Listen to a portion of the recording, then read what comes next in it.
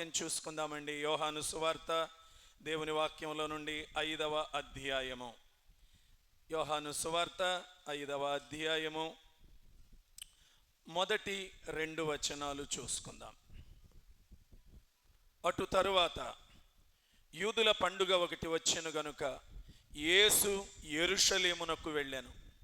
యెరూషలేములో గొర్రెల ద్వారము దగ్గర హెబ్రీ భాషలో బెతెస్దా అనబడిన ఒక కోనేరు కలదు. దానికి 5 మంటపములు కలవు.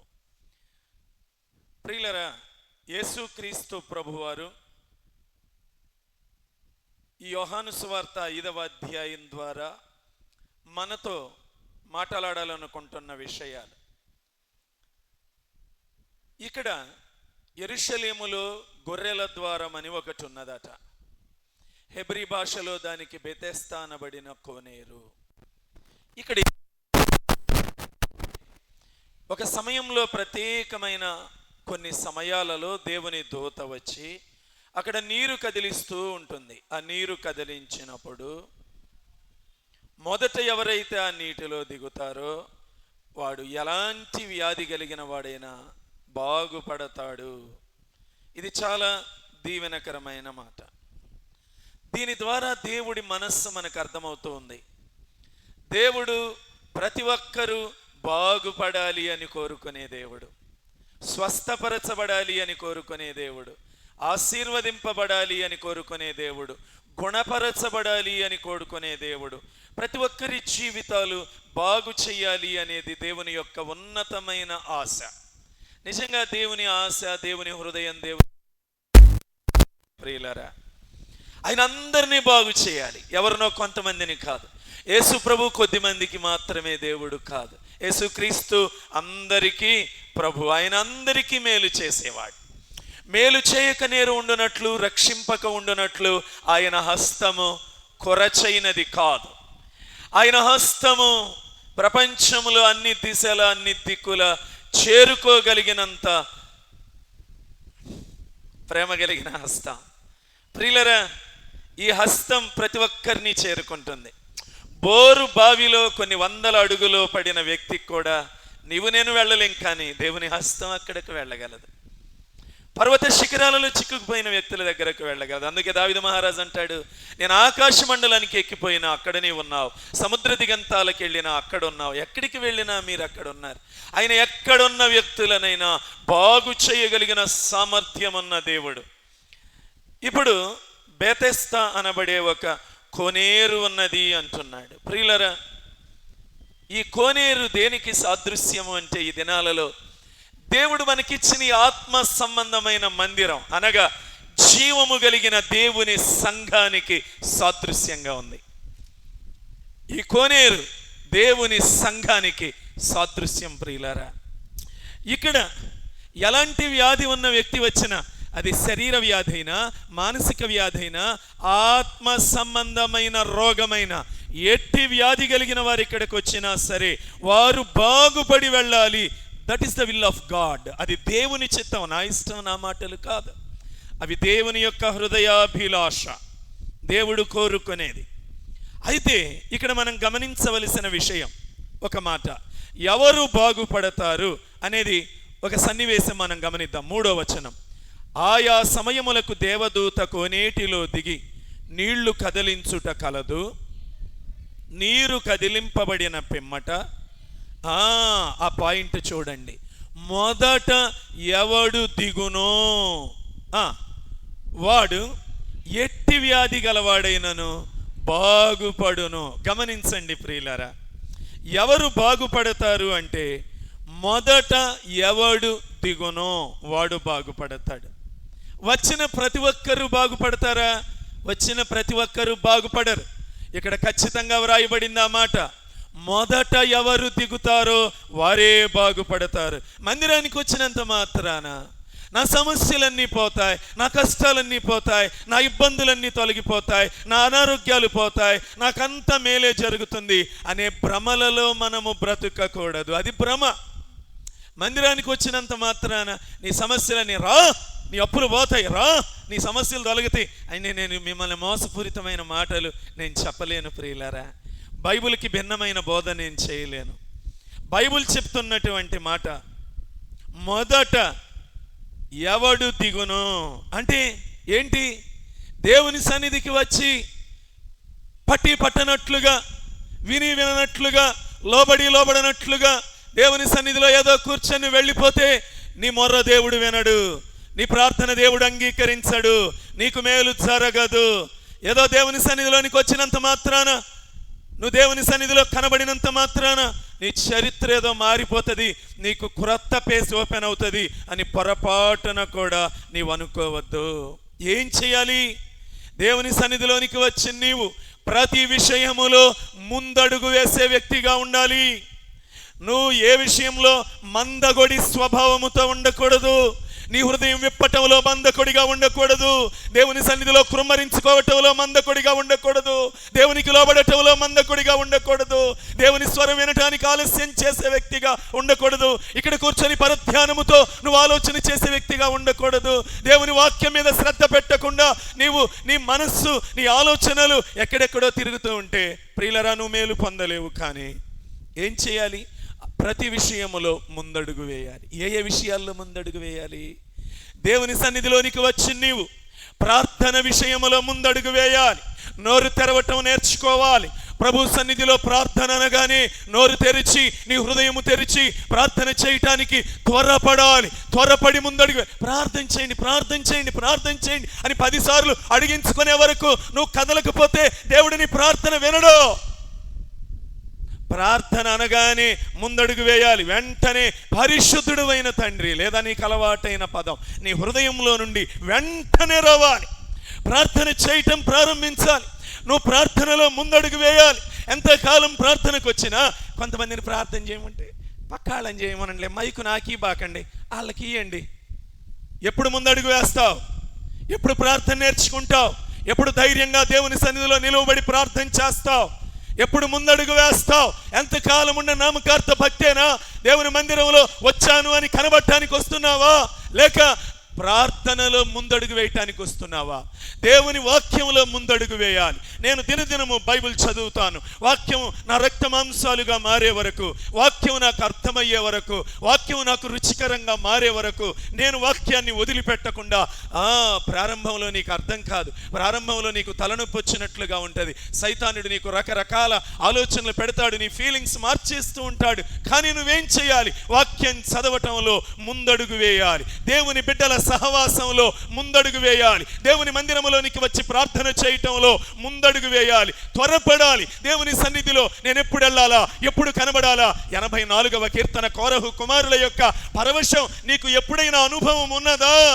ఏమంటున్నాడు? యెహోవా నీ నివాసములు ఎంత రమ్యములు. అబ్బా, దేవుడి నివాసాలంట రమ్యమైనవంట. అంటే దేవుడుండే స్థలం, దేవుని వాక్యం దొరికే స్థలం, ఆత్మీయులుండే స్థలం, ప్రార్థన వినబడే స్థలం, దేవుని వాక్యం వినబడే స్థలం, అవి రమ్యమైనవి.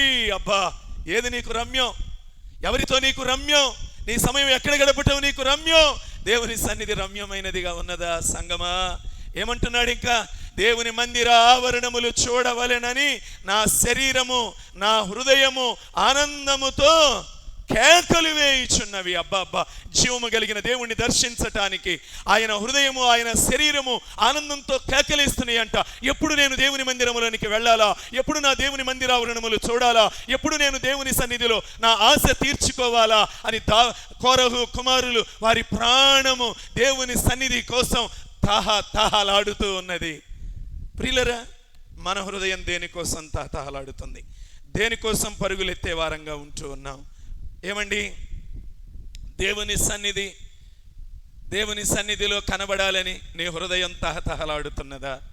ఒక ప్రార్థన పోగొట్టుకోవాలంటే అది ఎంత వేదనో తెలుసా? ఒక బుధవారం, ఒక శనివారం, ఒక ఆదివారం ప్రార్థన పోయింది అంటే అది నువ్వు ఎంత పోగొట్టుకుంటున్నావో తెలుసా? ఎంత వెనకబడిపోతున్నావో తెలుసా? ప్రియులరా, దేవుని మందిరావరణములు ప్రియమైనవి. కేకలేస్తుందంట కోరహు కుమారుల కీర్తన.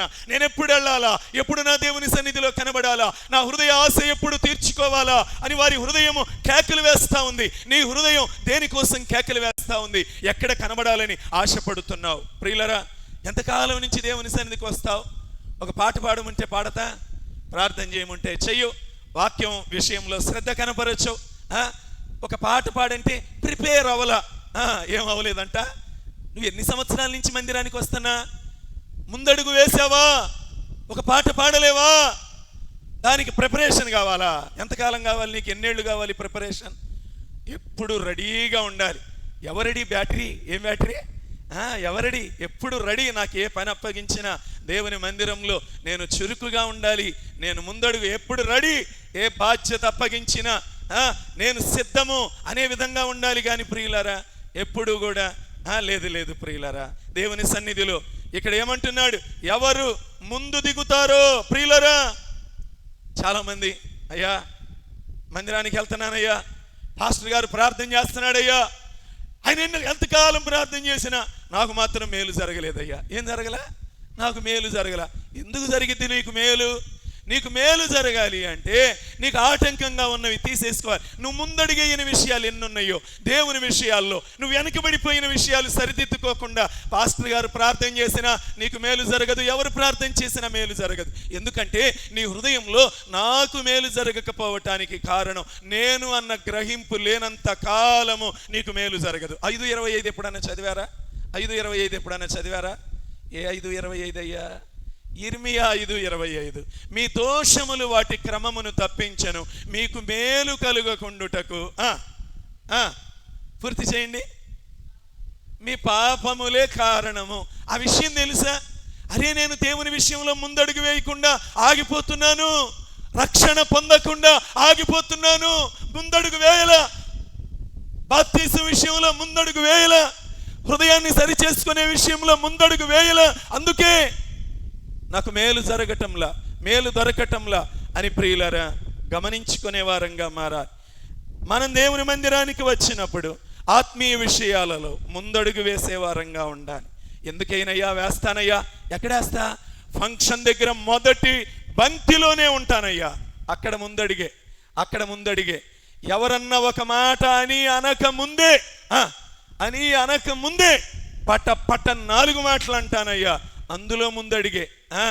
ఏటిల్లో ముందడిగండి? వీటిల్లో ముందడుగు. ఎక్కడన్నా ఒకటి కొంటే ఒకటి ఆఫర్ కేవలం మొదటి 10 మందికి మాత్రమే అన్నప్పుడు ముందడిగే. అన్ని విషయాల్లో ముందడిగే. కానీ ప్రియులారా, ఆత్మీయ విషయాలలో ముందు ఉండగలుగుతున్నామా? దేవుని సన్నిధిలో ముందడుగు వేయగలుగుతున్నామా? ఏమండి, దేవుని సన్నిధిలో ముందడుగు వేయాలి ప్రియులారా. మనం చాలా సమయాల్లో నాకు మందిరంలో కొన్ని విషయాలు బాధ అనిపిస్తుంటాయి. ప్రార్థన చేయండి అంటే ఆ చేసే 3-4 మందిరంలో స్వరం వినబడతా ఉంటుంది. ఆ చేసే 3-4 మిగిలిన వాళ్ళు చాలల్లో కొత్తగా కట్టే ఇళ్ల ముందు పెడతారు. ఏందయ్యి? దిష్టి బొమ్మలా? అవి మాట్లాడవు, ఉలకవు, పలకవు. కొంతమంది అంతే ప్రియులారా మందిరానికి వస్తారు. కానీ ఏమన్నా న్యాయమేనా? మందిరంలో దిష్టి బొమ్మలు ఉండొచ్చా? మందిరం అంటే జీవముతో తొణికిసలాడేదే. ఇలాంటి స్థలంలోనికి వచ్చి ఆ 3-4 ఆశీర్వాదం మీకొద్దా ప్రియులారా? లేదు. మనందరము దేవుని మందిరంలోనికి బాగుపడటానికి వచ్చిన వారిమే, అందరము బాగుపడాలని ఆశతో వచ్చిన వారిమే. అందుకని మనం జాగ్రత్తగా దేవుని సన్నిధిలోనికి వచ్చిన మనం ఉలుకు పలుకు లేకుండా ఉండకూడదు. డాక్టర్ గారి దగ్గరికి వెళ్తే ఉలుకు పలుకు లేకుండా ఉంటా? ఆయన సరేలే అని చెవిలో స్టెథోస్కోప్ పెట్టుకొని టెస్ట్ చేస్తున్నా కూడా లిస్టు చదువుతానే ఉంటావు.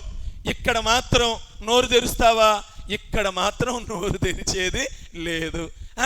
డాక్టర్ గారి దగ్గర మాత్రం ఆయన మందులు రాస్తాడు, పచ్చం చెబుతాడు. అయ్యా ఆయన 36 చెప్పిన తర్వాత మళ్ళీ డౌట్ బయటకు వచ్చాక అది తినొచ్చా తినకూడదా మళ్ళీ నర్సును అడుగుతావు. వాళ్ళు ఎందుకు వచ్చిందిలే అని డాక్టర్ దగ్గరికి పంపిస్తారు. ఆ పచ్చాలన్నీ చేస్తావు. దేవుని మందిరానికి వచ్చి మాత్రం పచ్చం చేసేది లేదు. ప్రార్థనకి వెళ్తున్నా కానీ మేలు లేదు, ఏమీ లేదు. దేవుని సన్నిధికి వెళ్తున్నా కానీ కార్యాలే జరగట్లా. యాడ జరుగుతి? హృదయములో ఉన్న కలహాలు పోలా, హృదయములో అంతరంగములో ఉన్న ద్వేషములు పోలా, అంతరంగములో ఉన్న కుళ్ళు స్వభావము పోలా, అంతరంగములో ఉన్న చెడ్డ మనస్సు పోలా, చెడ్డ ఆశలు పోలా, చెడ్డ కోరికలు పోలా, చెడ్డ తలంపులు పోలా. ఎలాగ దేవుడు మేలు చేస్తాడు? నోరు తెరవవే. ప్రియులారా, డాక్టర్ గారి దగ్గరికి వెళ్ళి ఆ విషయం ఏం చెయ్యాలయ్యా, ఈ విషయం ఏం చెయ్యాలయ్యా, 1-4 సార్లు అడుగుతావు. ఇప్పుడు అడుగుతున్నా మిమ్మల్ని, వాక్యం అయిపోయిన తర్వాత ఎప్పుడన్నా వచ్చి దైవజనుడి దగ్గరికి వచ్చి, అయ్యా ఈ వాక్యంలో నాకు ఇది అర్థం కాలేదయ్యా, అంత అర్థమయ్యే వెళ్తున్నారా? అంత వాక్యం మొత్తం అర్థమయ్యే ఇంటికి వెళ్తున్నారుగా రోజు? నాకు ఇదిగోనయ్యా ఇది అర్థం కాలేదు, ఒక్కసారి ఆ విషయం ఏంటి నాకు ఒక్కసారి చెప్పమని కనీసం ఆ రోజు కాకపోతే ఆ వారంలో వచ్చి మీ డౌట్లు అడిగిన వాళ్ళు ఎవరైనా ఉంటే చేతులు ఎత్తండి. డాక్టర్ దగ్గర ఎన్నిసార్లు అడిగావు? ముందడుగు వేయటంలో ఆత్మీయ జీవితంలో ఇది అర్థమవుతుందా? నువ్వు ఎంత వెనకబడిపోయి ఉన్నావో భక్తి జీవితంలో, నువ్వు పరీక్ష చేసుకునే విషయంలో, వాక్యాన్ని అర్థం చేసుకునే విషయంలో, ఆత్మ సంబంధమైన విషయాలు గ్రహింపు చేసుకునే విషయంలో అర్థం కాకపోయినా ముందడుగు వేయకుండా అర్థమైనట్లుగా నటిస్తూ వెనకబడిపోతున్నావు. అందుకే మేలు జరగటం లేదు.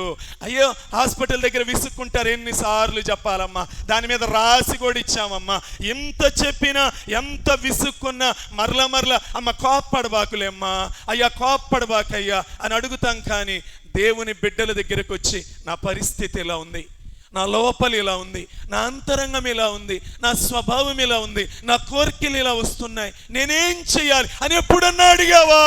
ఎప్పుడన్నా ముందుకొచ్చావా? ఎప్పుడన్నా నీ నోరు తెరిచావా? ఎప్పుడన్నా సలహా అడిగావా? ఏమంటాం?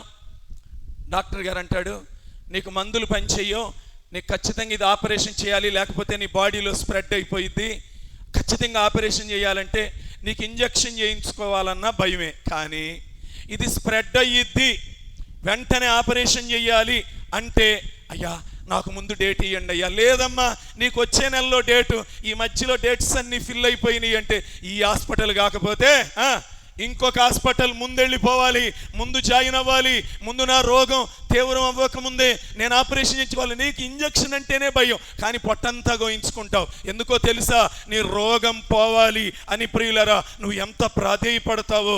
కానీ దేవుని దగ్గర మాత్రం అయ్యా నేను త్వరగా బాగుపడాలి, నేను త్వరగా దేవునికి సమీపంగా రావాలి, దేవునికి నాకు మధ్య అడ్డుగోడలుగా ఉన్నవి త్వరగా కూలిపోవాలి, అది దానికోసం నేనేం చేయటానికైనా సిద్ధమే, నన్నేం చేయమంటారు అనే త్వరపడేవారున్నారా? అలాగా సిద్ధపడేవారున్నారా? ప్రియులరా, హాస్పిటల్కి వెళ్ళినప్పుడు ఏ బిల్లు, ఇదిగో ఈ ఎక్స్రే తీయాలి, మొన్న ఒకళ్ళు అంటున్నారు ఎక్స్రే తీసాడండి, స్కానింగ్ తీయమని చెప్పలేదండి, ఆ రోగం లోపలికి ఎంత వెళ్ళిందో, ఆ డాక్టర్ గారు ఏం డాక్టర్ అండి ఏం చేయలేదంట, స్కానింగ్ తీయమని చెప్పలేదంట. ఆయన ఏంటంటే సరేలే ఇంత డబ్బులు ఖర్చు పెట్టి ఇయటం ఎందుకులే అని ఆయన సరే ఆ ఎక్స్రేతో సరిపెడితే వీళ్ళు బయటకు వచ్చి పాటాడుతున్నారు, స్కానింగ్ తీయించవచ్చు కదా, లోపలది ఎంత దూరం పోయిందో, ఎంత పెరిగిపోయిందో. ప్రియులరా, ఓకే శరీర ఆరోగ్య విషయంలో శ్రద్ధ తీసుకోవాల్సిందే, మంచిదే. ఏ బిల్లు అయినా, ఏ హాస్పిటల్ బిల్లు అయినా, ఎంతైనా నువ్వు ముందడుగు వేయాల్సిందే, నీ ఆరోగ్యం బాగు చేసుకోవాల్సిందే. దేవుని రాజ్య నిర్మాణంలో ముందడుగు వేయగలవా? దేవుని రాజ్యం కట్టడంలో ముందడుగు వేయగలవా?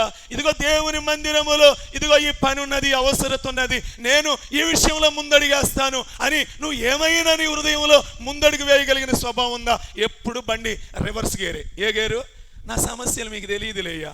హాస్పిటల్కి వెళ్తే ముందు గేరు, 5వ గేరు, మందిరంలోకి వస్తే రివర్స్ గేరు. నువ్వు ముందడిగేసింది ఎప్పుడు? ఇంకా ఆత్మీయ జీవితంలో దేవుని విషయాల్లో ఎప్పుడు రివర్స్ గేరేగా. నీ మాటలు రివర్స్, నీ త్యాగం రివర్స్, నీ భక్తి జీవితం రివర్స్. ఇంకా నువ్వు ఏ విధంగా మేలు పొందగలుగుతావు నీ కుటుంబంలో? అందుకే ఈ ఉదయకాలం ప్రియులరా, మనం దేవుని సన్నిధిలో ముందడుగు వేసే వారముగా మారాలి. ఇప్పుడు మరలా ఆ వచనం చూద్దాం. దేవుని దూతంట నీళ్లు కదిలించటానికి అక్కడికి వచ్చినప్పుడు అక్కడ చాలా మంది వ్యాధిగ్రస్తులంట ఎలా ఉన్నారు? 4వ వచనం చివరి పదం చదవండి. గుంపులుగా పడి ఉండిరి. ఎలా పడి ఉన్నారంట? గుంపులుగా, అంటే చాలా మంది ఉన్నారు. ఎక్కడ? ఆ కోనేరు దగ్గర బాగుపడటానికి వచ్చిన వారు గుంపులు ఉన్నారు. మరి గుంపులను దాటుకుంటూ వెళ్ళి స్వస్థపడాలి, ఆ కోనేరులో దిగాలి, ఆ నీటిలో దిగాలి. అంటే దాని అర్థం ఏంటి? ఈ గుంపులను దాటుకుంటూ వెళ్ళాలి అంటే చాలా ఆటంకాలు ఉంటాయి. ప్రియులరే, దేవుని సన్నిధిలోనికి వచ్చిన తర్వాత నీకు చాలా ఆటంకాలు ఎదురవుతూ ఉంటాయి నువ్వు మేలు పొందటానికి ముందు. కానీ వాటిని ఏం చేయాలి? దాటుకుంటూ వెళ్ళాలి, ఆగిపోకూడదు. అమ్మో ఇంతమంది అడ్డుగా ఉన్నారు, వీళ్ళందరినీ నేను దాటుకుంటూ నేను ఎలాగా వెళ్ళగలను అని ఆ బలహీనమైన మాటలు. ఆత్మీయ జీవితంలో కూడా నువ్వు ముందుకు వెళ్ళకుండా నిన్ను ఆటంకపరిచే పరిస్థితులు ఉంటాయి, మనుష్యులు ఉంటారు, పరిస్థితులు ఉంటాయి, ఎన్నో ఉంటాయి. ఎండాకాలం ఎండ ఉంటుందా? ఎండ ఉండదా? ఉంటుంది. ఎండాకాలం ఎండ ఉందని ప్రార్థన మానేస్తే, ఈ ఆటంకం నిన్ను దేవుని సన్నిధికి రాకుండా చేస్తే నువ్వు ఏ విధంగా బాగుపడతావు? అయ్యా వయసు పెద్దదవుతుందిగా అయ్యా, ఈ ఎండకి తట్టుకోలేనయ్యా, రాలేనయ్యా మందిరానికి అంటారు కదా. పెన్షన్ మధ్యాహ్నం 12ంటికి ఇస్తున్నారు అని చెబితే, ఫలానా చోటకి రావాలి అని చెబితే ముందుండేది ముసల్దే. దేవుడి సన్నిధికి వచ్చేసరికి ఈ ముసలోడికి ఇదే ఆటంకం, ఇదే ఆటంకం. చిన్న చిన్న ఆటంకాలు, చిన్న చిన్న ఆటంకాలు దాటలేరు. దేవుని సన్నిధిని ఆత్మీయ జీవితంలో చిన్న చిన్న వాటికే ప్రియులారా, చిన్న చిన్న వాటికే. ఏమండి ఇప్పుడు చెప్తున్నా వినండి. 12 ఏళ్ల నుండి రక్తస్రావ రోగం కలిగిన స్త్రీ, 12 సంవత్సరాలు రక్తస్రావ రోగంతో బాధపడుతుంది. ఎంత బలహీనరాలు అయిపోయి ఉంటుంది చెప్పండి. యేసు ప్రభు ఆ మార్గంలో వెళుతుంటే ఇప్పుడు ఎక్కడికి వెళ్తున్నాడు? యాయిరు కుమార్తె చనిపోయింది, ఇప్పుడే ఆమెను బాగు చేయడానికి వెళ్తున్నాడు అన్న మాట తెలిసింది. ఇప్పుడు ఈమె వెళ్ళింది. జనం ఏం చేశారు? యాయిరు కుమార్తె చచ్చిపోయిందంట, లేపడానికి వెళ్తున్నాడంట అని గుంపులు గుంపులు వచ్చి పడ్డారు. ఇప్పుడు యేసు ప్రభు దగ్గరికి వెళ్ళటానికి ఆమెకు అవకాశమే లేదు. అసలే బలహీనరాలు, 12 ఏళ్లుగా రక్తస్రావం, శరీరంలో ఉన్న రక్తమే ప్రాణం, జీవం, అది పోతానే ఉంది. ఆమె దగ్గర బలమేడు ఉంటుంది. ఆమె ఏమనుకోవాలి? అమ్మో ఈ మనుషులు తొక్కేస్తారు నన్ను, ఈ మనుషులు తోస్తే నేను పోయి ఆడబడతా. సాకులు చెప్పాల, మనమైతే చెబుతాం, మనకు అలవాటు కదా. మనకు ముందు సాకు, తర్వాత సాకు పుట్టిన 6 నెలలకు సంవత్సరానికో మనం పుట్టాం కదా ప్రియులారా. కానీ ఆమె 12 ఏళ్ళు తన శరీరంలో ఎంత బలం ఉడిగిపోయింది. అయినా కూడా ఏమండి ఈ ఆటంకాలు చూసి ఆగిపోయిందా? నో, ఏది నన్ను దేవుడి దగ్గరికి వెళ్లకుండా ఆపలేదు. ఆయన సన్నిధిలో ఆయన్ని తాకకుండా, ఆయన ముట్టకుండా, ఆయన వస్త్రపు చెంగును అంటుకోకుండా ఈ లోకంలో ఏ శక్తి నన్ను అడ్డగించలేదు. ఆహా, ఎన్ని ఆటంకాలు దాటుకొని వెళ్ళిపోయింది ప్రియులారా. ఏమండి ఊరంతటిలో ఆమె పేరంట పాపాత్మురాలు. ఎవరంట ఊరంతట్లో ఆమె పేరేంటి? అస్సలు ఆ దినాలలో పరిసయ్యులైన వాళ్ళకి ఇలాగా బయటపడిన పాపాత్మురాలైన స్త్రీలను చూస్తే పేడలో పురుగు కన్నా విలువ ఉంటుంది, కానీ అలాంటి స్త్రీలకు విలువ లేదు. అలాంటి స్త్రీ తనను అవమానిస్తారని తెలుసు, అక్కడికి వెళ్తే ఛీ అని ఉమ్మొస్తారని తెలుసు. అయినా ఇన్ని ఆటంకాల మధ్యలో అనేక మంది వ్యతిరేకించేవారు ఉన్నారు, అపహసించేవారు ఉన్నారు, ఉమ్మూసేవారు ఉన్నారు, చెదిరించుకునేవారు ఉన్నారు, తృణీకరించేవారు ఉన్నారు, మెడ పట్టి బయటకు నెట్టివేసేవారు ఉన్నారు. ఇంతమంది మధ్యలో వచ్చేసింది ఈ సీమోన్ ఇంటిలోనికి వచ్చి లోక 7వ అధ్యాయంలో 37వ వచనం దగ్గరకు వచ్చేసరికి ఆయన పాదముల మీద పడి కన్నీటితో ఆయన పాదాలు కడిగి తల వెంట్రుకలతో వాటిని తుడి చేసింది ప్రియులారా. ఏదైనా ఆపగలిగిందా? యేసు దగ్గరికి రాకుండా, ఆయన పాదములు కడగకుండా ఏ శక్తి అయినా ఆ స్త్రీని ఆపగలిగిందా? ఆపలేదే. మరి నిన్నేది ఆపుతుంది? ఏమి ఆటంకంగా మారింది ప్రియులారా? దేవుడి దగ్గరికి రాకుండా ఈ దినాలలో మనుష్యులకు ఎన్ని ఆటంకాలు. చాలా మందికి శరీర ఆశలు ఆటంకాలుగా మారిపోతున్నాయి. మందిరంలో కూర్చుంటారు, పాపాన్ని గురించి ఆలోచన చేసే దుర్మార్గమైన తరం ఉంటుంది. మందిరములో ఉంటారు, దేవుణ్ణి ప్రేమించకుండా హృదయములో శరీర ప్రేమలను హృదయములోనికి తెచ్చుకునే భయంకరమైన స్వభావం కలిగిన, చెడ్డ స్వభావం కలిగిన వారు ఉంటారు. ఇలాంటి ఆటంకాలు తీసివేసుకోవాలి. ఇలాంటి దుర్గుణాలు, హేయమైన పాప రోత గుణాలు తీసివేయబడాలి ప్రియులారా. ఆటంకాలు తీసివేసుకోవాలి. అంతేకాదు, ఆటంకపరిచేవారు ఉంటారు. ఇప్పుడు బర్తలోమయ్య గుడ్డివాడు కేకలేస్తున్నాడు, దావీదు కుమారుడా నన్ను కరుణించుము, కరుణించుము, కరుణించుము. యేసు ప్రభు ఎమ్మటే ఉన్నాళ్ళు. ఆయన శిష్యులు యేసు ప్రభుతో ఉండేవాళ్ళు ఏమంటున్నారు? నోరు మూయి, అరవబాకో. గద్దించారా లేదా? గద్దించారట. అయినను వాడు ఆటంకాలను లెక్క పెట్టాలా, మరెక్కువగా దావీదు కుమారుడా నన్ను కరుణించు అని మరి బిగ్గరగా కేకలు వేసెను అని మార్కు 10వ అధ్యాయంలో వ్రాయబడలేదా? మరెక్కువగా ఎన్ని ఆటంకాలున్నా, ఎంతమంది నోరు ముయ్యన్నా, ఏ ఆటంకాలు కూడా ఆయనను ఆపలేదు. ప్రియులరా, ఇప్పుడు జాగ్రత్తగానండి. గుడ్డి భర్తలోమయ్యి యేసు ప్రభు పక్కనే ఉంటా కూడా ఏంది వీళ్ళు నన్ను ఆయనకు వాళ్ళకే బుద్ధి లేదు, జ్ఞానం లేదు అనేమన్నా అలిగి సణిగి ఈయన మునగడ తీసుకుని పడుకుంటే ఎవరికి నష్టం? గుడ్డి భర్తలోమయ్యకి నష్టం. భర్తలోమయ్య అలగలేదు, సనగలేదు. యేసు ప్రభు పక్కనుండే వాళ్ళే ఇలా తప్పులు చేయటం ఏంది అని ఏలెత్తి పడవలేదు, పరిసయ్యుడులాగా ఏలు పెట్టి చూయించలేదు. ఏం చేశాడు? మరెక్కువగా కేకలు వేశాడు. అయ్యా, వీరి తప్పిదాలు నన్ను మీ దగ్గరికి రాకుండా ఆటంకపరచలేవు. మీ సన్నిధికి సమీపంగా రాకుండా, మీ కృప పొందకుండా, మీ తాకుదల పొందకుండా, మీ స్వస్థత పొందకుండా, మీ ద్వారా నాకు మేలు జరగకుండా, ఇదిగో ఈ పక్కనుండే వాళ్ళే. ప్రియులరా, కొన్నిసార్లు మందిరాలలో నా ప్రక్కనుండే వాళ్ళే కొన్నిసార్లు అభ్యంతరాలుగా ఉండొచ్చు. దేవుని మందిరములో ఉండేవాళ్లే, నాతో తిరిగే వాళ్ళే కొన్నిసార్లు ఆటంకంగా ఉండొచ్చు. వారిని చూసి నువ్వు ఆగిపోతే నువ్వు పతనం అయిపోతావు, నువ్వు పాడైపోతావు. నీకు దొరకాల్సిన మేలు నీకు దొరకదు. నువ్వేం చేయాలి? వాళ్ళు కాదు నాకు గురి, శిలువ మీద వ్రేలాడే యేసు నాకు గురి అని ఏం చేయాలి?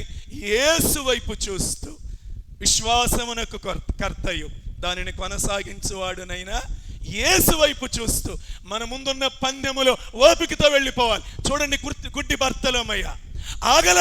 యేసు ప్రభు శిష్యులే కత్తిస్తున్నారు, నోరు ముయ్యమంటున్నారు. వాళ్ళల్లోనే తొందరపాటు ఉంది, వాళ్ళల్లోనే బుద్ధిహీనత ఉంది. అయినా కూడా ఆయన అలగల, సనగల, మౌనంగా ఇంకెందుకులే ప్రార్థన చేయటం అని చెప్పి ఆయన నోరు మూసుకోవాలా. అయినా గుడ్డి భర్తలోమయ్య కేకలు వేస్తూనే ఉన్నాడు. అందుకే బాగుపడ్డాడు, అందుకే దేవుని కృప దొరికింది, అందుకే దేవుని స్పర్శ పొందాడు. అందుకే దేవుని మందిరములో ఆటంకపరిచేవారు ఉంటారు, అభ్యంతర పెట్టేవారు ఉంటారు, నీ మనస్సును చెడగొట్టేవారు ఉంటారు. వాళ్ళ వైపు చూడొద్దు అని దేవుడు నీతో మాట్లాడుతున్నాడు. వాళ్ళ వైపు చూడొద్దు, దేవుని వైపు చూడు. సిలువలో వ్రేలాడే రక్షకుని వైపు చూడు. ప్రియులరా, చూడండి, కొన్నిసార్లు ఎవరు ఆటంకమో తెలుసా? సొంత కుటుంబ సభ్యులు ఆటంకం అవుతుంటారు. చూడండి, షాపింగ్కి వెళ్తే ఎన్ని గంటలు లేట్ అయినా అడగరు. జాగ్రత్తగానండి, ఆటంకాలు ఎలా ఉంటాయో చూడండి. షాపింగ్కి వెళ్తే ఎన్ని గంటలు లేట్ అయినా అడుగుతారా? అక్కడ షాపింగ్లో లేట్ అయిందండి, జనం విపరీతం అనగానే ఓకే ఈ జరుగుతీలే అంటారు. ప్రయాణంలో ఎంత లేట్ అయినా అడగరు. నువ్వు బంధువుల ఇంటికి వెళ్తే ఎంత లేట్ అయినా అడగరు. ఇతరులతో మాట్లాడుతూ ఎన్ని గంటలైనా అడగరు. మొబైల్ చూసుకుంటా నువ్వు ఎన్ని గంటలు కూర్చున్నా అడగరు. ప్రార్థన అరగంట లేట్ అయితే చెప్పండి 10 అయిపోయిందే, శనివారం కూడా ఎంత అయిపోయిందంట? 10 అయిపోయిందే. గుడ్డులు తేలేసి నోళ్ళు ఎలకేసి 10 అయితే ఇంటికాడ పోయి సొల్లు, సెల్ ఫోను లేట్ అయిపోయినాయా? ఇళ్లల్లో వాళ్ళే ఆటంకాలు, భర్తే ఆటంకం, భార్యే ఆటంకం, బిడ్డలే ఆటంకాలు. ఏందంత భక్తి చేయాలింది? ఆడప్పుడు దాకా సెల్ ఫోన్ చూసి అలిసిపోయి ఆడికి ఆకలైంది, నువ్వు వెళ్ళి తొందరగా అన్నం పెట్టాలి. ఆడు అన్నం పెట్టుకు తినడానికి కూడా బద్ధకస్తుడు, సోమరిపోతాడు. వాడిని మళ్ళీ నువ్వు ప్రేమగా చూడాలి, వాడి కోసం పరుగులు ఎత్తుకుంటే ప్రార్థన మానేసి వెళ్ళాలి. ఆటంకాలు ఇవన్నీ. ఈ ఆటంకాలను చూసి నువ్వు ఆగిపోకూడదని చెబుతున్నా, నీకోసం చెబుతున్నా. నువ్వు ఆగిపోకూడదు. ఈ ఆటంకపరిచే వాళ్ళని చూసి వాళ్ళు మాట్లాడుతూనే ఉంటారు, వాళ్ళు ఆటంకపరుస్తూనే ఉంటారు. నువ్వేం చేయాలి? ఈ ఆటంకాలనే తోసేయాలి. భక్తి జీవితంలో దేవుని దగ్గరికి వచ్చేటప్పుడు మనం ఏం చేయాలంటే, ప్రభువా వీటిని నేను లక్ష్య పెట్టకూడదు ప్రభువా, ఏమండి అని మనం దేవునిలో ఎన్ని విషయాల్లో నీకు ఆటంకాలు ఎదురైనా, ప్రియులరా, కొంతమంది ఉంటారు ఆటికి ఇటుకి కడతారు. ఏంటి? ఆటికి ఇటుకి కడతారు. ఏందంట? 10 ఏళ్ళు గడితే 30 ఏళ్ళు ఇస్తారంట. ఎంత? 10 ఏళ్ళు గడితే 30 ఏళ్ళు ఇస్తారంట. మళ్ళీ 10 ఏళ్ళు గడితే నెల 10 ఏళ్ళు ఇస్తారంట. అబ్బా, ఎన్ని స్కీములు ఉన్నాయండి. ఎగబడి కట్టడం, మళ్ళీ గప్చి భర్తకి తెలియకుండా భార్య కట్టుద్ది, భార్యకి తెలియకుండా భర్త. నాకు దేవుడు భలే కొన్నిసార్లు సంతోషం పెడతాడు. ఒకళ్ళకి తెలియకుండా ఒకళ్ళు చీటీ పాటలు వేస్తారు. ఈ చీటీ పాటలాడి జెండా పై కపిరాజు అంటాడు. నేను ఎంత ఆనందపడతానో ఇట్లాంటివి అన్నప్పుడు. ఎందుకు? మోసం ఇళ్లలో ఉండకూడదు కదా. మోసం ఒకళ్ళకి తెలియకుండా ఒకళ్ళు చేయొచ్చా? ఇట్లాంటివి చేయకూడదు కదా. సరే ప్రియులారా, ఎన్ని నష్టాలైనా ఎదుర్కొంటారు. ఎక్కడెక్కడ నష్టం జరిగినా, చేసిన పనుల్లో నష్టం వచ్చినా, ఎక్కడ మనం చేసిన దాంట్లో అలా నష్టపోయి, ఎక్కడ దొంగలు పడి, ఎక్కడ మనం ఆళ్ళకు గట్టి ఏళ్ళకు గట్టి ఎక్కడ నష్టపోయినా బాధపడరు. ఒక మాట, దేవుడికి ఏదన్నా చేస్తే మాత్రం మనం చేశాంగా మళ్ళీ చెయ్యాలా, ఇక్కడ మాత్రం ఎంత లెక్కలు తెస్తారో, కరెక్ట్గా కూడికలు తీసివేతలు భాగాహారాలు. ఏంటి ఆటంకాలు ఆత్మీయ జీవితంలో? నువ్వు ముందుకెళ్లకుండా నిన్ను పట్టి బంధించేస్తున్నటువంటి లోక బంధకాలు. దేవుడిలో ఒక్క దగ్గరే లెక్క చూసుకుంటారు. దేవుడి విషయాల్లో అబ్బో మొన్నంత ఇచ్చావుగా మళ్ళీ ఇయ్యాలా, ఈ విధంగా ప్రియులరా దేవుడిలోనే ఆటంకాలు. నువ్వు ఎక్కడ పాడు చేసుకున్నా, ఎంత పాడు చేసినా పానీలే పాప నువ్వైనా ఏం చేస్తా, ఒక 100 రూపాయలు వస్తాయి అని కట్టావులే అని సమర్థించుకుంటారు. కానీ దేవుడి దగ్గర మాత్రం ప్రియులారా, భార్య భర్తలు అననీయ సప్పీరల్లాగా కలిసి డబ్బు దగ్గర ఏకీభవించే వాళ్ళు కూడా ఆత్మీయ జీవితంలో ముందుకెళ్లకుండా, దేవుని సేవలో ముందుకెళ్లకుండా, ప్రార్థనలో కొంచెం లేట్ అయినా అన్ని దగ్గర ప్రియులారా ఆటంకాలు. అయితే ఈ ఆటంకాలు ఎన్నున్నా మనం ముందుకెళ్ళాలి. ఎందుకంటే కుటుంబ జీవితంలో కూడా ఆటంకాలు ఎదురుపడతాయి. పెళ్ళయ్యేటప్పుడు భర్తకి మంచి ఉద్యోగం ఉందని చేసుకున్నావండి, ఉద్యోగం పోయిందని భర్తను వదిలేస్తామా? చెప్పాలి, వదిలేస్తామా? వదిలేయం కదా. ఉద్యోగం పోయినా భర్తను వదిలేయం. పెళ్లి చేసుకునేటప్పుడు భార్యకి మంచి జుట్టు ఉందని పెళ్లి చేసుకున్నాం, పెళ్ళయిన తర్వాత మొత్తం రాలిపోయింది, వదిలేద్దామా? వదిలేయటానికి లేదే. ఎందుకని? అయ్యో ఎన్ని ఆటంకాలు ఎదురైనా, వ్యాధికైనా. ఈ మధ్య ఒక దైవజనుడు చెబుతుంటే అన్న, ఆడాళ్ళకి ఎంటికలు ఊడిపోతే భలే మేలంట. ఎందుకో చెప్పాడు ఆ దైవజనుడు. ఈ దినాల్లో ముసుకేయటం ఫ్యాషన్ అయిపోయిందంట ఆడాళ్ళకి. ఇప్పుడు ఎంటికలు ఊడిపోయినాయి అనుకో, నిండుగా ముసుకేసుకుంటున్నారంట. లేకపోతే నన్ను చూడు, నా ఎంటికలు చూడని ఫోటో కంట చక్కగా ఎంట్రుకలు ఇలా వేసి ఇలా నిలబడుతున్నారంట. ఆ దైవజనుడు యాక్షన్ చేసి అల్ల చూపించాడు. నాకు భలే ముచ్చటేసింది. అంటే దీని ద్వారా మీ ఎంటికలు ఊడిపోవాలని కాదు నేను చెప్పింది. ఏం చెప్పాను చెప్పండి? అది ప్రార్థనలో ముసుగుని గౌరవించాలి స్త్రీలు. అది దాని అర్థం. మీ ఎంటికలు అంటే ఆమె ఎందుకు వేసుకుంది? ఎంటికలు ఊడిపోయినాయి అని. ఇప్పుడు అంతకుముందంట ఫోటోకి రమ్మానంగానే అసలు ఎప్పుడు ఈ జడ ముందుకేసి ఇలా ఉండేదంట. ఇప్పుడు నిండుగా అసలు ముసుకేసేది కాదంట. ఇప్పుడు నిండుగా ముసుకేసుకుని లోతైన ఆత్మీయురాలుగా మారిందంట. ప్రియులారా గమనించండి. అంటే నేను అనేది ఏంటంటే, ఆత్మీయ జీవితంలో ఒక భార్య భర్త ఎన్ని ఆటంకాలు ఎదురైనా కలిసి కాపురం చేస్తున్నారా, చేయటం లేదా? చేస్తున్నారు. ఇప్పుడు అసలు పాయింట్కి వస్తున్నా. బాప్తిస్మం తీసుకునేటప్పుడు పాస్టర్ గారు ఆఖరి మాట ఏమని చెబుతాడు చెప్పండి? ఆఖరిదండి. బాప్తిస్మంలో ముంచేటప్పుడు ఆఖరిది ఏందో చెప్పండి? మొన్నేగమ్మ తీసుకుంది కాదు, ఆఖరిది. తండ్రి యొక్కయు, అబ్బా స్టార్టింగ్ ట్రబులా, సరేలే, కుమారుని యొక్కయు పరిశుద్ధాత్మ నామములు. ముగ్గురు ముందు తీర్మానం చేసుకున్నామే, అయ్యా తండ్రి కుమార పరిశుద్ధాత్మ నామములో నేను తీర్మానం చేసుకున్నా, నిన్ను వదలనని, నిన్ను విడిచిపెట్టనని. మరి నువ్వు ఆటంకాలు ఎదురైతే మరి ఈ 3 నామాల మీద నువ్వు చేసిన తీర్మానం ఏం చేస్తున్నా? అలవాటేగా. ఒట్టు తీసి గట్టును పెట్టా. కుదరదో. ఇది ఆ ఒట్టు కాదు, ఇది ఆ తీర్మానం కాదు, ఇది ఆ నిబంధన కాదు, ఇది రాజుతో చేసినటువంటి నిబంధన ప్రియులారా. కాబట్టి నీకెన్ని ఆటంకాలు ఎదురైనా సరే అధిగమిస్తూ మనం ముందుకు సాగాలి ప్రియులారా. ఆటంకములను చూసి ఆగిపోకూడదు ప్రియులారా. ఏ ఆటంకం ఎదురైనా, జక్కయ్యకి యేసు ప్రభుని చూడాలనే ఆశ వచ్చింది. కానీ మనోడేమో 4 ఫీటే. ఎన్ని ఫీటు? 4 ఫీటే. మరి 4 ఫీట్ ఆడు, నాలాంటి 6 ఫీట్ వాళ్ళేమో ఏంది నువ్వు చూసేదని అడ్డంగా ఉంటున్నావు. ఆగాడా? ఏందన్నా నువ్వు ఆగితే నేను ఆగుతానా? ఎక్కుతా అన్నాడు. ఎక్కడికి? మేడి చెట్టు. ఎక్కడా లేదా?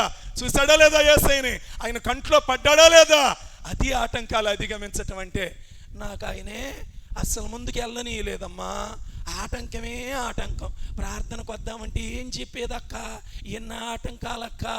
అబ్బా ఏం రాగాలు తెస్తారమ్మా. టేప్ రికార్డు చేయాలి. లేదు, ఆటంకాలు అధిగమించాలి, ముందుకు కొనసాగాలి. సంగమా, నీ దేవుని సన్నిధిలో ముందుగా మొదటి పాయింట్ ఏం చెప్పాను? ముందుగా దేవుని విషయాల్లో ముందడుగు వేయాలి, ఆత్మీయ విషయాల్లో ముందడుగు వేయాలి, భక్తి జీవితంలో ముందడుగు వేయాలి. రెండవదిగా ఎదురయ్యే ప్రతి ఆటంకాన్ని తోసివేసి పక్కన పెట్టి అధిగమించుకుంటూ నువ్వు ముందుకు వెళ్ళాలి. ఇక్కడ మనం నేర్చుకునేటువంటి పాఠములు 3వ పాఠం 5:3 మరలా చదవండి. ఆయా సమయములకు దేవదూత కోనేటిలో దిగి దేవదూత వచ్చి నీళ్లు కదిలిస్తుందంట. ఆయా సమయములలో ప్రియులారా, దేవుడు తన దూతను పంపిస్తాడు. దేవదూత అంటే ఎవరు? దేవుని చేత పంపబడిన వాడు. అవునా కదా? దేవదూత అంటే ఆయనంతటా ఆయనే వచ్చాడా? దేవుని చేత పంపబడిన వాడా? ఇక్కడ ఇది ఎవరికి సాదృశ్యం అంటే దైవజనుడికి సాదృశ్యం. ప్రియులారా, దైవజనుడు కోనేరు దగ్గరికి వచ్చి, అనగా దేవుని మందిరములోనికి వచ్చి ఏం చేస్తాడు? నీళ్లు కదిలిస్తాడంట. ఆయా సమయములలో బుధవారం, శనివారం, ఆదివారం, ఆయా సమయాలు ప్రత్యేకమైన ప్రార్థనా సమయాల్లో వచ్చి దేవుని వాక్యమనే నీళ్లతో ఉదక స్నానం చేయించి కదిలిస్తాడు. నీళ్లతో కదిలించినప్పుడు ఆ వాక్యము ఏమవుతుంది? వచ్చి ఆ నీళ్ళు వచ్చి తగులుతాయి. ఆ నీళ్ళు వచ్చి నీకు తగిలినప్పుడు ఏమవుతూ ఉంటుంది ప్రియులరా? చూడండి, ఒక్క మాట. దైవజనుడు వచ్చి వాక్యంతో కదిలించినప్పుడు ఏం కదిలిస్తాడంటే, ఏం కదిలిస్తాడో చెప్పనా? అబ్బాయి స్వరూప్ పెట్టరా, త్వరగా రా. ఈ అబ్బాయి కాదు, ఊరినే చెబుతున్నా. ఏయ్, నువ్వు చూపు మార్చుకో, నీ నడక మార్చుకో, నీ పద్ధతి మార్చుకో, నీ స్వభావం మార్చుకో. అవునా? బుద్ధిమంతుడు చెబుతున్నాడు బాబు అని చెప్పినప్పుడు ఇప్పుడు నీకేం రావాలో తెలుసా? నా మీద కోపం రావాలి. ఏం రావాలి? కోపం రావాలంటే చెబుతున్నాడు. ఎంత సత్యం చెబుతున్నాడు, ఏదొచ్చిందో అదే చెబుతున్నాడు. ప్రియులైన, కదిలించినప్పుడు ఏం చేయాలో తెలుసా? కదిలించినప్పుడు దిగాలి, కిందకి నీళ్ళల్లో దిగాలి. అంటే ఏం చేయాలి? తగ్గించుకోవాలి, పశ్చాత్తాపడాలి, సరి చేసుకోవాలి. ఇప్పుడు నేను కదిలించగానే జాగ్రత్త, నువ్వు ప్రార్థనకి సరిగ్గా రావట్లా, దేవుని సన్నిధి పోగొట్టుకుంటున్నావు, దేవుడు అంటే గౌరవం లేదు, దేవుడిని ప్రేమించటం లేదు, దేవునికి లోబడు అని చెప్పంగానే ఎప్పుడన్నా ప్రార్థనకి రాని ఈయనకి నేను తప్ప ఎవ్వరూ దొరకరు. ఏందంట? నేను తప్ప ఎవ్వరూ దొరకరు. చెప్పేదంతా నా గురించే. ఏంది? ఈయనకి నేను తప్ప ఎవ్వరూ దొరకరు. ఇంటికి పోగానే బైబుల్ ఆడ ఇసిరయ్య, ప్రార్థనకి రమ్మన్నాళ్ళ మీద కూడా చిర్రు బుర్రులాడటం. ఈ స్వభావం ఉండకూడదు. ఉంటే నువ్వు బాగుపడవు. వీడు 38 ఏళ్ళు బాగుపడకుండా అట్టానే పడున్నాడు. రక్షణ లేదు, మారు మనసు లేదు, బతుకు మారింది లేదు. ఎందుకంటే వీడు ఎన్నిసార్లు కదిలించిన, దైవజనుడు వచ్చి ఎన్నిసార్లు నీళ్లు కదిలించిన, వాడు మారాడా? వాడు తిట్టుకున్నాడా? వాడు పశ్చాత్తాపడ్డాడా? వాడు దిగాడా? అంటే వాడు దిగలేదు. థ్యాంక్ యూ నాన్న, ఈ బాబు మంచాడే, ఆయన కాదు. ప్రియులరా, ఇప్పుడు మీకు అర్థమయ్యేటట్టు చెప్తున్నా. దావీదు దగ్గరికి నాతాను వచ్చాడు. అక్కడ ఒక విలన్ పాత్ర సృష్టించాడు. ఏ పాత్ర? విలన్ పాత్ర సృష్టించాడు. ఒక ధనికుడు ఒక పేదవాడికి ఒక గొర్రె ఉంటే, ఈయనకి చాలా ఉంటే, వాడి ఇంటికి గెస్ట్లు వస్తే పేదాడి గొర్రె కోసుకుని, వాడికి ఉంది ఒకటే గొర్రె అయ్యా, అది కోసుకు తినేశాడు అయ్యా. అంటే దావీదు హీరో లెవెల్లో నేను హీరోని అనుకున్నా అన్నాడు. ఇట్టి కార్యము చేసిన వాడు మరణమునకు పాత్రుడు అనగానే ఆ విలనవి నువ్వే నాయనా అన్నాడు. ఏమన్నాడు?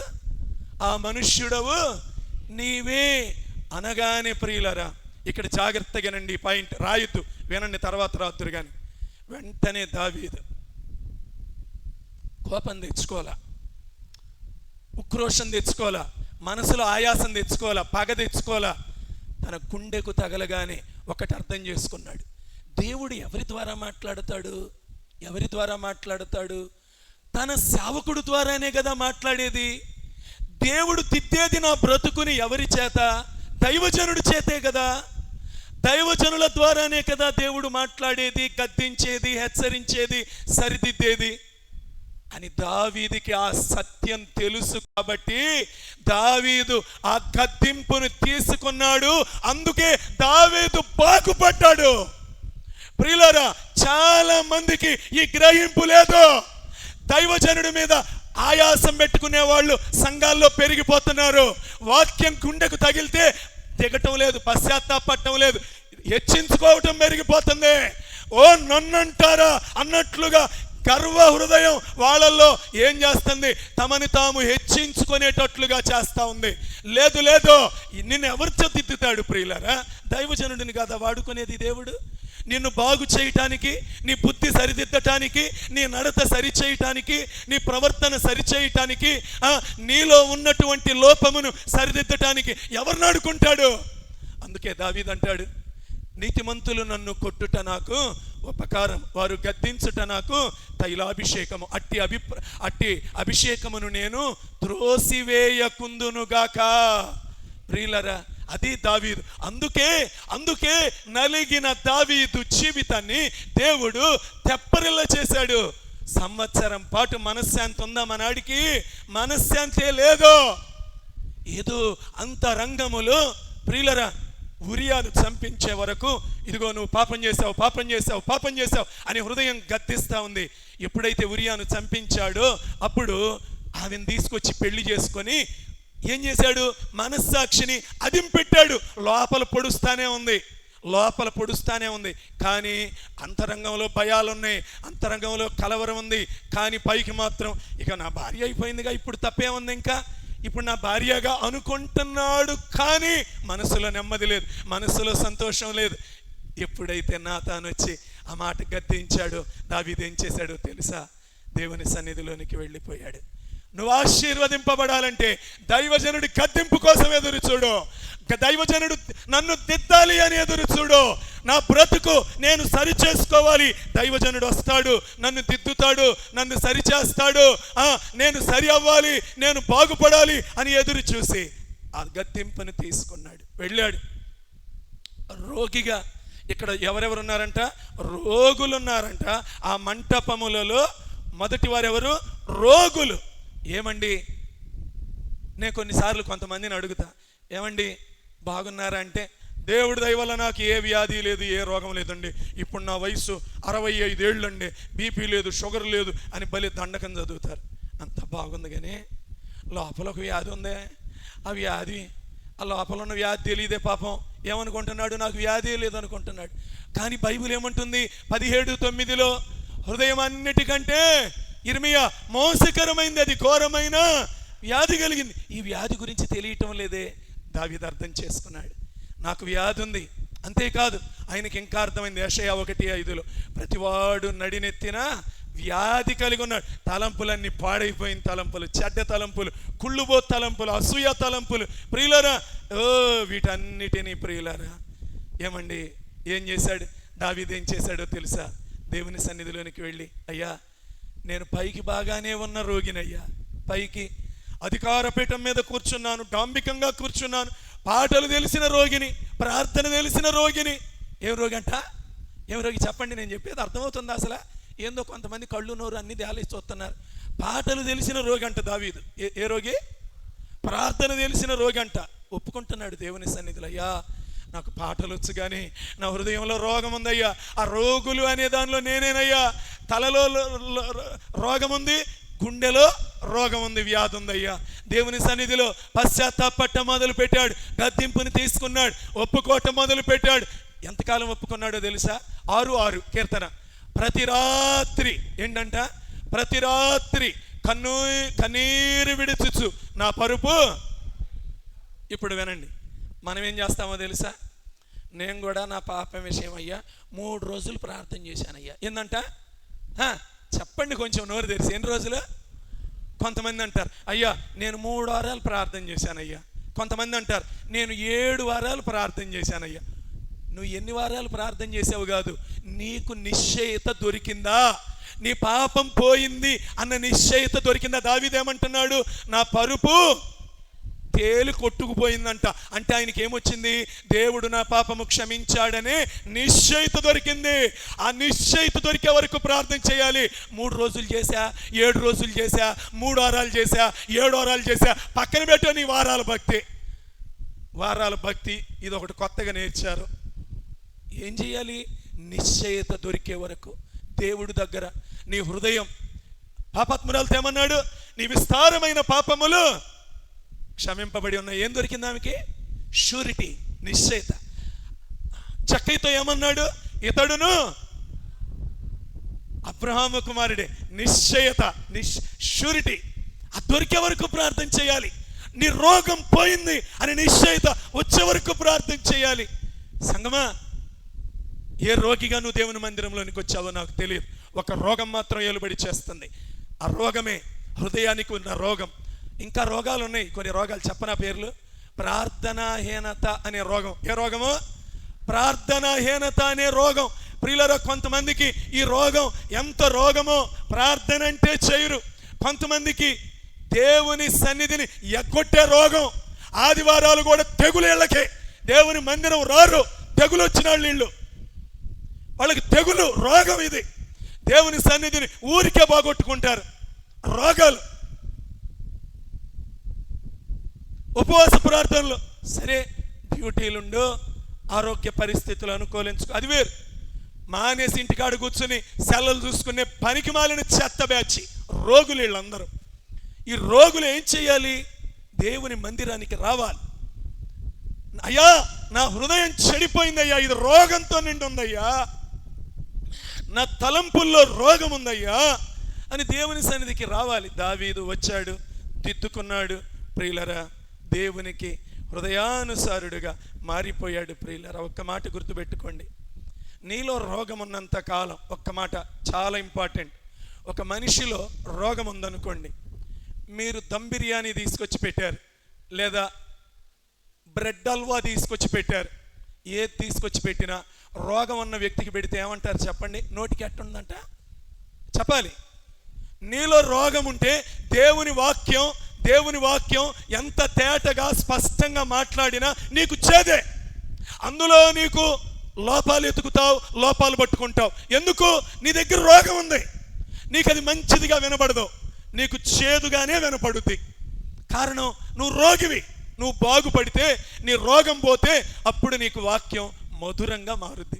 రోగం పోయిన తర్వాత, అమ్మో మొన్నటిదాకా అస్సలు అన్నం నోట్లో పెట్టలేకపోయానండి, ఎంత చేదు విషమండి అంటాం కదా. అది పోయిన తర్వాత, అమ్మయ్యా ఇవాళకి నోరు రుచిగా మారింది, రుచి తెలుస్తుంది అంటాం. అంతే ప్రియులరా, నీ అంతరంగములో పాపమనే రోగం పోతే ఆ రోజున నీకు దేవుని వాక్యం రుచిగలదిగా, మాధుర్యం కలిగిందిగా మారుతుంది. అట్టి కృప దేవుడు మనందరికీ అనుగ్రహించునుగాక. మొదటి వారు రోగులైపోయారు. ఇంకా మంటపంలో రెండోది ఎవరున్నారంట? గుడ్డివాళ్ళు అంటే ఎవరు ప్రియులారా? జాగ్రత్తగానండి. గుడ్డివాళ్ళ లక్షణం ఒకటి చెప్పండి. గుడ్డివాళ్ళ లక్షణం ఏందండి? కనబడదు. అది కూడా పెద్ద బ్రహ్మ రహస్యం. గుడ్డివాళ్ళ లక్షణం ఏంటి? కనపడదు. ఏం కనపడదు? దేవుని సన్నిధిలో చేసే పరిచర్య కనపడదు, దేవుని సేవకుడు పడే రోదన కనపడదు, దేవుని సేవకుడు ఒక్కొక్క కుటుంబం కోసం ఎంత కన్నీరు కార్చినా ఈ గుడ్డోళ్ళకి కనబడదు, ఎంత ప్రేమ చూపించినా ఈ గుడ్డోళ్ళకి కనబడదు, ఎంత శరీరం బలహీనమైపోయినా ఈ గుడ్డోళ్ళకి కనబడదు. అరే ఎంత కరిగిపోతున్నారు, నా కోసం, నా కుటుంబం కోసం ఎంత ప్రార్థన చేస్తారు. పరిశుద్ధ స్థలంలో ఉండి చెబుతున్నా, ఒక్కరిని కూడా వదిలిపెట్టలా. నాకు తెలిసి నేను ప్రార్థన చేయటానికి వెళ్ళి 4 రోజులు గడిపొచ్చాను కదా, పసిపిల్లలతో సహా, మందిరంలో కాలు పెట్టే పసిపిల్లలతో సహా నా మెమరీలో ఉన్నంత వరకు ఒక్కళ్ళను కూడా వదిలిపెట్టాల. అందరి కోసం ప్రార్థన చేశాను. నేను వెళ్ళిన స్థలంలో వారి సమస్యల కోసం, వారి ఇబ్బందుల కోసం, వారి ఇరుకుల కోసం, వారికి జరగాల్సిన మేలుల కోసం, ప్రతి ఒక్కరి కోసం ప్రభు సన్నిధిలో నా అంతరంగం కొట్టుకుంటూ ప్రార్థన చేశా. ప్రియులారా, కనబడుద్దా? కనబడదు. ఇది మనుషులకి మనుష్యుల ముందు కనబడేయే నమ్ముతారు. అసలు ఆత్మ సంబంధమైన విషయాలు కనబడవు. వెలుచూపుతో ఇవే చూస్తూ ఉంటారు. ప్రియులారా, నిజంగా గుడ్డోళ్ళు అంటే మీరు గుర్తుపెట్టుకోండి, ఆత్మ సంబంధమైన గుడ్డితనం భయంకరం. శరీర గుడ్డోడిని ఏముంది, చేయబట్టుకుని నడిపించవచ్చు. ఆత్మీయ గుడ్డి వ్యక్తిని మనం నడిపించలేము. అసలు వాళ్ళు మన మాట వినరు, తీసుకోరు. 4:4 2 కొరింథీ. ఈ యుగ సంబంధమైన దేవత అవిశ్వాసులైన వారి మనోనేత్రములకు, సరైన భక్తి లేని వాళ్ళకి సైతానుడు గుడ్డితనం కలగజేస్తాడు. దైవజనుడు విలువ అర్థం కానియడు, దైవజనుడు ప్రేమ కనపడియడు, దైవజనుడు త్యాగం కనపడియడు, దైవజనుడు పరిచర్య కనపడియడు. ఇక్కడ కనపడే స్టేజీ మీద ఏదో కాస్త దైవజనుడు ఆర్భాటంగా కనపడుతున్నాడు. ఈ వెలుచూపు తప్ప వెనకుండే మూల్గులు, కన్నీరు, రోదన, దుఃఖము, ఆవేదన, నీ కుటుంబముల మీద పనిచేసే చీకటిని బంధించడానికి దైవజనుడు ఆరోగ్యాన్ని, ప్రాణాన్ని ఎంత పణంగా పెడతాడు నీకేం తెలుసు? అసలు గుడ్డి స్థితి. ఆత్మీయంగా చాలా మంది మాకు ఎదురుగా కనపడే దైవజనుడే అనుకుంటారు. నీకోసం, నీ కుటుంబం మీద పనిచేసే చీకటి శక్తుల నుండి విడుదల కోసం ఎంత ప్రార్థన అవసరమో తెలుసా? పేతురు, సైతాను నిన్ను చల్లించాలని చూసింది, నీకోసం నేను ఎంతో ప్రార్థన చేశా. కొంతమందిని సైతాను చల్లించాలని చూస్తుంది. దైవజనులుగా ఎంత ప్రార్థన చేస్తూ ఉంటామో నా తోటి సహోదరులు దైవజనులకు కూడా చెప్పి, ఇదిగో వీరి మీద సాతాను ప్రభావం కనబడతా ఉంది, మీరు దయచేసి ప్రార్థన చేయండి అని కొన్ని కుటుంబాల కోసం, కొంతమంది వ్యక్తుల కోసం ప్రార్థన చేయించుతూ ఉంటానండి. నా ప్రార్థన ఒక్కటే కాకుండా ప్రియులారా, ఆత్మ సంబంధమైన విషయాలు ఇప్పుడు వస్తున్నాను, ముందుకెళ్తున్నాను. ఇంకా మోషే దేన్ని వదులుకున్నాడు? ఐగుప్తు సింహాసనాన్ని వదులుకున్నాడు. ఆ విషయం ఇశ్రాయేలీలందరికీ తెలుసా తెలీదా? ఏమండి, తెలుసా తెలీదా? ఈ మోషే అనేవాడితో మాకు సంబంధమే లేదు ఏమంటున్నారు? ఈ మోషేతో మాకు సంబంధమే లేదు.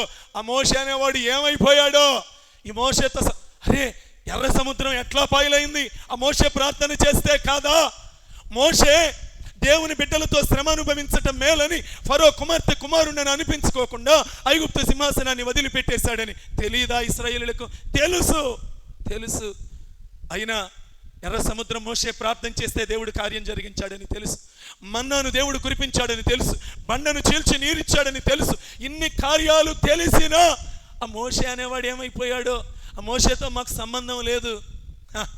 ఏ చూపు అంటారు దీన్ని చెప్పండి? వెలిచూపు. ప్రియులరా, ఇంకొక ఉదాహరణ చెప్తా. ఇస్కరియోతు యోధ యేసు ప్రభుతో ఉన్నాడు. 3.5 సంవత్సరాలు 5 రొట్టెలు 2 చేపలు 5,000 మందికి పంచి పురుషులకు స్త్రీలకు పంచటం చూశాడా లేదా? ఆయన దగ్గరికి వచ్చిన వారు ఎట్టి వ్యాధి కలిగిన వారైనా, కుంటివారు, గుడ్డివారు, మోగవారు, చాంద్ర రోగులు, పక్షవాయువు కలిగిన వారు, ఎట్టి వ్యాధులు కలిగిన వారైనా స్వస్థపరచబడటం చూశాడా? చూడలేదా? చూశాడు. యాయిరు కుమార్తె చచ్చిపోయిందని గుండెలు కొట్టుకుంటుంటే యేసు ప్రభు బ్రతికించటం చూశాడు. నాయను విధవరాలి కుమారుడిని పాడి మీద పెట్టుకొని ఊరి వెలుపల దాకా మోసుకొని పోయిన తర్వాత బ్రతికించటం చూశాడు. చచ్చి 4 రోజులై కంపు కొడుతున్నాడు అని సహోదరిలే సాక్ష్యం చెప్పిన లాజరు వెలుపలికి రా అంటే బ్రతికించటం చూశాడు. ఇన్ని చూసిన తరువాత ఇస్కరియోతు యోధ 30 వెండి నాణ్యాలు వేలి చూపుతో యేసు ప్రభు వారిని అప్పగించేశాడు. చూసారా? ఏ చూపు? వెలి చూపు. మనుష్యులు కంటికి కనబడేవి చూస్తున్నారు కానీ, క్షయమైపోయేవి చూస్తున్నారు కానీ అక్షయమైనవి చూడటంలా. అబ్రహాముని గురించి ఏం రాయబడిందండి? గుడారాలలో నివసించాడట. దేనికోసం? అదిగో నా పరలోకం, కనబడుతున్న పరలోకం కోసం, నిత్యత్వం కోసం, అక్షయమైన రాజ్యం కోసం, శాశ్వత రాజ్యం కోసం, ఆ రాజ్యం కోసం అబ్రహాము ఎదురు చూశాడు అని బైబిల్ చెప్తోంది. ఎవరు గుడ్డివాళ్ళు? భూ సంబంధమైన వాటి కోసం ఆరాటపడేవాళ్ళు గుడ్డివాళ్ళు. ఇక్కడ అది కావాలి, ఇది కావాలి, అది కొనుక్కోవాలి, ఇది కొనుక్కోవాలి, వీటిని పోగేసుకోవాలి, వాటిని పోగేసుకోవాలి. నువ్వు గుడ్డి వ్యక్తివే. ఆత్మ సంబంధమైన నిత్యత్వం కోసం, పరలోకం కోసం, నేను అశాశ్వత రాజ్యం ఉన్నదే. కంటికి కనబడేవి అనిత్యములు, దృశ్యమైనవి అనిత్యములు, అదృశ్యమైనవి నిత్యములు అని నిత్యమైన వాటిని కోరుకొని ఆత్మీయ దృష్టి మనం సంపాదించుకొనేదముగాక. ప్రియులారా, ఈ గుడ్డివారు అనగా ఆత్మ సంబంధమైన కార్యములను చూడలేని వారు చూసే విధముగా బాగుపడాలి అని దేవుడు మందిరములో కోరుకుంటున్నాడు. మూడవదిగా ఎవరంట? అమ్మా, కుంటివారు అంటే ఏంటి ప్రియులారా? కుంటోళ్ళు కూడా నడుస్తారండి. అయితే ఆ నడక ఏమో నడక?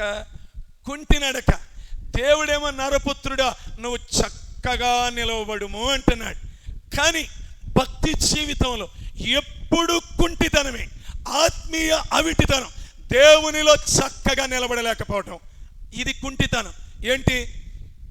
మాట్లాడితే పవిత్రతను పరిశుద్ధతను పోగొట్టుకోవటం, హృదయంలోనికి ప్రార్థనలో ఉన్నంతసేపు తీక్షణంగా ఉన్నట్లుంటాం, బయటికి పోయిన తర్వాత కన్ను చెదరటం, నోరు చెదరటం, పవిత్రత పరిశుద్ధత పోగొట్టుకోవటం. మళ్ళీ దేవుడి సన్నిధిలోకి వచ్చినప్పుడు అయ్యా అయ్యా పడిపోయానయ్యా లేవనెత్తయ్యా. ఏంటిది? కుంటితనం, ఆత్మీయ కుంటితనం. భక్తి జీవితంలో మాట్లాడితే పడిపోవటం, మాట్లాడితే జారిపోవటం, మాట్లాడితే వెనకబడటం. ఎందుకండి? ఎన్నిసార్లు ఇందాకే వినోద్ బాబు చెప్పాడు, ఏమని? నీతిమంతుడు 7 సార్లు పడినా తిరిగి లేస్తాడు అని అనుకుంటావు కదా, నువ్వు 7 సార్లు ఎప్పుడో అయిపోయింది. భలేగుంది కదా ఆ మాట. 7 సార్లు ఏంది? పక్కన 7 పక్కన ఎన్ని ఏడులు పెట్టాలి? ఇప్పటికి ఎన్ని 7 సార్లు పడ్డావు? ఎన్నిసార్లు దేవుడు లేపాడు? ఇక దేవుడు వదిలిపెట్టే పరిస్థితి రాలేదా? చక్కగా ఉంది ఆ వివరణ. నిజమే ప్రియులారా. ఇప్పుడు నేను చెప్పినవన్నీ తను కూడా చెప్పాడు. ఇస్కరియోతు యోధా గురించి, పేతురు గురించి. ఈరోజు వాక్యం కూడా చక్కగా దానికి సింక్ అయింది. ప్రియులారా గమనించండి, కుంటితనం ఆత్మ సంబంధంగా. అమ్మా పలానా చోట కూటం అమ్మా, రండమ్మా. ఈ కుంటోళ్ళు ఏడొస్తారు పాపం? ఎవరిళ్ళు కుంటోళ్ళు ఏడొస్తారు? ప్రియులారా కొన్ని చెప్పాల్సినవి ఉన్నాయి కానీ మింగేస్తానా. ఎన్ని విషయాల్లో కుంటితనం ప్రియులారా. కానీ బలహీనుల్ని బలపరిచే విషయంలో కుంటితనం ఉండబాకండి. ఎవరికైనా సంఘంలో బాగుండలేదు అని తెలిస్తే ఇంటికెళ్ళి పరామర్శించండి. కుంటితనం ఉండనివ్వకండి. కుంటోళ్ళు కుడివైపు ఉండరు, ఎడమవైపు ఉంటారు. కనీసం ఫోన్ చేసన్నా 4 ఆదరణ మాటలు మాట్లాడండి. వెళ్ళాలి, బైబిల్ వెళ్ళమనే చెబుతుంది, ఫోన్ చేయమని చెప్పలేదు. ఎడం వైపున ఉన్నవారిని చూసి ఏమన్నాడు? నా తండ్రి చేత నేను రోగినయ్యుంటే మీరు నన్ను పరామర్శించటానికి వచ్చారు. అంటే మనం బలహీనుల దగ్గరికి వెళ్ళి బలపరుస్తూ ఉండాలి. ఎవరినైనా పోగొట్టుకున్నవారు, అనారోగ్యంతో ఉన్నవారు. ఏమండి కొంతమంది కుంటోళ్ళండి, అట్లాంటి చోటకు కూడా పోరండి, బలపరచరండి. ఒక వ్యక్తిని బలపరచలేని కుంటితనం ఎంత భయంకర ప్రియులారా. ఇది ఆత్మీయ కుంటితనం. కోటాలకు రాలేం, దేవుని సన్నిధికి రాలేం, ఉపవాస ప్రార్థనలకు రాలేం, కుటుంబారాధనలకు రాలేం. ఎవరింటి దగ్గరన్న కుటుంబారాధన అంటే ఏళ్ల మీద లెక్కేసుకోవాలి ఎవరెవరు వచ్చారా అని. కుంటితనం భక్తి జీవితంలో, చురుకులేని కుంటితనం. కుంటోళ్ళు ఏళ్ళకి వస్తారు, ఏడొస్తారు, వీళ్ళని మోసుకుపోవాలి, విమానం పెట్టాలి వీళ్ళకి. లేదు ప్రియులారా, ఆత్మీయ జీవితంలో కుంటితనాన్ని వదిలిపెట్టాలి. చివరిగా ఓచ కాలు చేతులు గలవారు. ఎవరంట? ఓచ కాలు చేతులు అంటే ఏంటి ప్రియులారా? ఓచ కాలు చేతులు అంటే ఏంటి? చేతులు ఉంటాయి కానీ పని చెయ్యు, కాళ్ళు ఉంటాయి కానీ ఇవి పని చెయ్యు. అంటే అర్థం ఏంటి? చేతులున్నాయి పని చెయ్యు, కాళ్ళున్నాయి పని చెయ్యు, క్రియలు లేని, అది క్రియలు లేని విశ్వాసం. జీవించుచున్నావన్న పేరు మాత్రమే ఉన్నది కానీ నీవు, అదే ప్రియులారా ఈ రోగులు. వాళ్ళు అన్ని అవయవాలు ఉంటాయి, అన్నీ చేయగలిగిన సామర్థ్యాలు ఉంటాయి, అన్ని తలాంతులు ఉంటాయి. దేవుడు మంచి జ్ఞానం ఇస్తాడు. బైబిల్ చదువుతారా? చదవరు. వాక్యం అందిస్తారా? అందిరు. ఎవరిళ్ళు? ఓచ కాలు చేతులు కలిగిన వాళ్ళు. ఎవరు చెప్పండి ఒకసారి నోటితో. బైబిల్ అందిన వాళ్ళందరూ ఎవరు? ఓచ నోరు కలిగిన వాళ్ళు. ఏ నోరు కలిగిన వాళ్ళు? ఓచ నోరు. ఇక్కడ ఉన్న వాళ్ళల్లో ఓచ నోరు కలిగిన వాళ్ళే 99% ఉన్నారు కదా. 99% ఓచ నోరే. ఓచ చెవులు కలిగిన వాళ్ళు. వీళ్ళకి దేవుని మాటలు వినబడవు కానీ ఏంది మీ ఇద్దరు చెవులు నా గురించి చెప్పుకుంటున్నారు? ఏం చెవులు? ఈ ఓస చెవులు. దేవుడు మాటలు ఎంతన్నా చెప్పని ఎక్కుతీయ. యవన బిడ్డలారా మారు మనసు పొందాలయ్యా, పాపాన్ని వదిలిపెట్టాలయ్యా. వీళ్ళందరూ ఓస బ్యాచి, రక్షణ లేని ఓస బ్యాచి. లెక్కేస్తంటే ఎన్నుండయో ఓస చేతులు, ఓస కాళ్ళు, ఓస హృదయాలు. ఎప్పటికి బాగుపడతారు వీళ్ళు? ఉండటానికి ఉండారు. ఎంతకాలం నుంచి వస్తున్నారు? మందిరంలో ఉండారు, నిండుగా ఉండారు. కానీ ఎవరు? ఒక దైవజనుడు చెబుతుంటే అన్న, మా మందిరానికి 700 మంది వస్తారండి అన్నాడంట. అబ్బో, ఈ దైవజనుడు ఆనందపడ్డాడంట. మంచి సంఘం అండి, గొప్ప సంఘం అండి అన్నాడంట. అనగానే అయ్యా ఆదివారం నాడు 70 రూపాయలు వస్తాయి అయ్యా అన్నాడంట. ఎంత వస్తాయంట? ఏమి చేతులు ఏమి కాళ్ళు చెప్పండి, చెప్పాలి నోరు తెరిసి. ఓస చేతులు ఓస కాళ్ళు. ప్రియులరా, ఏం మనుషులండి. నీకు దేవుడు చదివిచ్చింది ఎందుకు? దేవుని వాక్యం చదవటానికి. చేతులు ఇచ్చింది ఎందుకు? దేవుని సేవ చేయటానికి. కాళ్ళు ఇచ్చింది ఎందుకు? దేవుని కోసం నడవటానికి. యాడొచ్చేదయ్యా? జూన్ మాసం 30 రోజులు ప్రార్థన పెడితే రోజు యాడొచ్చేది? నేను ఓసకాలు చేతులు వేసుకున్నదానే.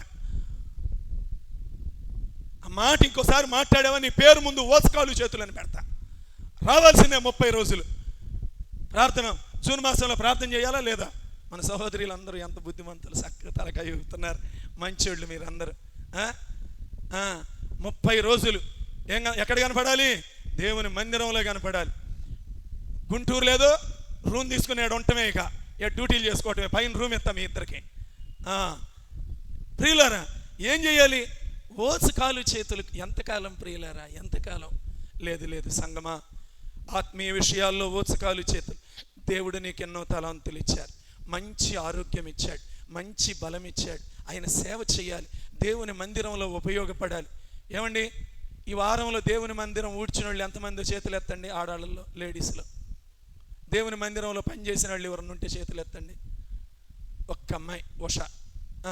మీరందరూ ఏమైనా పాపం చేతులు కాళ్ళు ఉన్నాయా? ఓచ కాళ్ళు ఓచ చేతులు అయిపోయినాయి. ఓచ కాళ్ళు ఓచ చేతులు. నేనేం చెయ్యాలి దేవుని మందిరంలో అని ఆశ లేని యవనస్తులు 7:15కి ఫోన్ చేయాలి. యాడున్నారయ్యా మీరు? నేను వేరే కూటంలో ఉన్నాను, మీరు ఇక్కడ మైకు పెట్టేవాళ్ళు ఏడున్నారు అని 7:15కి ఉపవాస ప్రార్థన. 7ంటికి అయితే ఒక ఆయన చెబుతున్నాడు, ఆడ ఎవరు లేరులే అని నేను ఇంకో సాటుకు పోయా. అజ్ఞానులు, ఓచకాళ్ళు చేతులు కలిగిన వాళ్ళు వీళ్ళందరూ. ఏది ప్రయారిటీ? దేవుని మందిరము, ప్రార్థన ప్రయారిటీ. మిగిలినవన్నీ చెత్త, అవి సెకండరీ, తర్వాత చేసుకున్నాయి. ఆత్మీయ తలాంతుల్ని పాడు చేసుకోబాకండి. ఓచకాళ్ళు చేతుల్లాగా ప్రార్థన టైం 7ంటికి అయితే 7:30కి 8ంటికి రాబాకండి.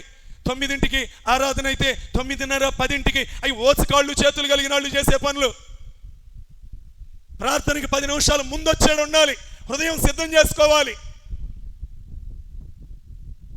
అన్ని బాగిస్తే ఎందుకు పని చేయటంలో ఇవి? ఎందుకని? దేవుని సేవ కోసం వాడటంలో నీ చేతులు, నీ పాదములు, నీ హృదయం, నీ మోకాళ్ళు దేవుని సన్నిధిలో, అయ్యా మంచి చేతులు కాళ్ళు ఇచ్చావు, మంచి హృదయం ఇచ్చావు, మొర్ర పెడతానయ్యా. ఈ పట్టణంలో ఎంతో మంది నశించిపోతున్నారయ్యా. అయ్యా వారందరి రక్షణ కోసం మొర్ర పెడతానయ్యా.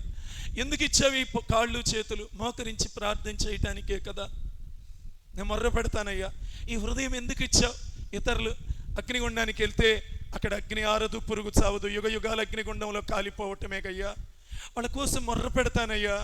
నాకు ప్రార్థన ఇచ్చావు, వాక్యం ఇచ్చావు, దైవ సన్నిధి ఇచ్చావు, దేవుని మందిరం ఇచ్చావు. ఇన్ని తలాంతులు ఇస్తే కాళ్ళు చేతులు అయిపోయినాయి అయ్యా. నా హృదయంలో భారం లేకుండా పోతుందయ్యా. ఇంతమందిని నేను అగ్నిగుండంలో నేనా చూడాల్సింది, పరలోకంలో కాదా అయ్యా? మనకిచ్చిన తలాంతులన్నీ ఉపయోగపడే విధంగా ప్రియులరా, దేవుడు నీకు ఏ తలాంతు ఇచ్చాడు దేవుని కోసం వాడు. అయ్యా నా జీవితం కరిగిపోవాలయ్యా, నీకోసం అనేక ఆత్మలను వెలిగించే బిడ్డనుగా వాడాలయ్యా. నా పాదములు, నా చేతులు దేవుని పరిచర్యలో వాడబడాలయ్యా. నన్ను వాడుకోయ్యా. ప్రియులరా, ఇలాంటి వారందరూ బాగుపడాలని. ఏ ద్వారం దగ్గరంట? ఏ ద్వారం దగ్గర ఉంది కోనేరు? గొర్రెల ద్వారం. ఏమంటున్నాడు? గొర్రెలకు నేనే ద్వారాన్ని, నా ద్వారానే తప్ప ఎవ్వడు పరలోక రాజ్యంలో ప్రవేశింపలేడు. నా దగ్గరికి రండి, నేను పొందిన దెబ్బలలో మీకు స్వస్థత దాచిపెట్టా. మీరు ఎట్టి వ్యాధి కలిగిన వాళ్ళైనా, అది శరీర వ్యాధి అయినా, మానసిక వ్యాధి అయినా, ఆత్మీయ వ్యాధి అయినా, ఎట్టి వ్యాధి అయినా నా దగ్గరికి రండి. నేను పొందిన దెబ్బలు మీకు స్వస్థత ఇవ్వటానికి నా దగ్గరికి రండి. నేనే గొర్రెల ద్వారాన్ని. నేను మీకు ఒక కోనేరుని పెట్టా ఇక్కడ, ఒక దేవుని సేవకుడిని పెట్టా ఇక్కడ. దేవుని వాక్యం ద్వారా మీతో మాట్లాడుతున్నా అని దేవుడు మాట్లాడుతున్నాడు, నీతోనే మాట్లాడుతున్నాడు. ఆయన బాగు చేస్తానంటున్నాడు. ఎట్టి వ్యాధి కలిగిన వ్యక్తినైనా నేను బాగు చేస్తా. 38 ఏళ్ళు నిర్లక్ష్యం చేసిన వ్యక్తిని కూడా దేవుడు బాగు చేశాడు. ఈ రోజు వరకు రక్షణ విషయంలో, ఆత్మల కోసం ప్రయాసపడే విషయంలో, దేవుని రాజ్యం కట్టే విషయంలో చాలా వెనుకబడిపోయి ఉన్నావేమో. ఈరోజు దేవుడి దగ్గరకు వచ్చి, అయ్యా నా గొర్రెల ద్వారమైన మీ దగ్గరకు నేను వచ్చానయ్యా, మీరే గొర్రెలు పోయే ద్వారం అన్నావు 10వ అధ్యాయం యోహాను సువార్త 7-8 వచనాల్లో. అయ్యా ఈ ద్వారం దగ్గరకు వస్తున్నానయ్యా, మీ ద్వారా తప్ప నేను పరలోకంలో ప్రవేశించలేనయ్యా. ఒక మంచి కోనేటిని పెట్టావు, దేవుని వాక్యమనే నీటిని కదిలింప చేయుచున్నావు, దేవుని దైవజనులను పంపించి నాతో మాట్లాడుతున్నావు. నేను ముందడుగు వేయాలయ్యా, ఏ ఆటంకాన్ని చూసి ఆగిపోకుండా సిలువలో వ్రేలాడుతున్న రక్షకుని దగ్గరకు వచ్చి నేను బాగుపడి అనేకులు బాగుపడే విధముగా నాకు ఇచ్చిన ప్రతి తలంతుని ఉపయోగిస్తాను ప్రభు అని ప్రభుతో చెప్తావా? ప్రార్థన చేసుకుందాం.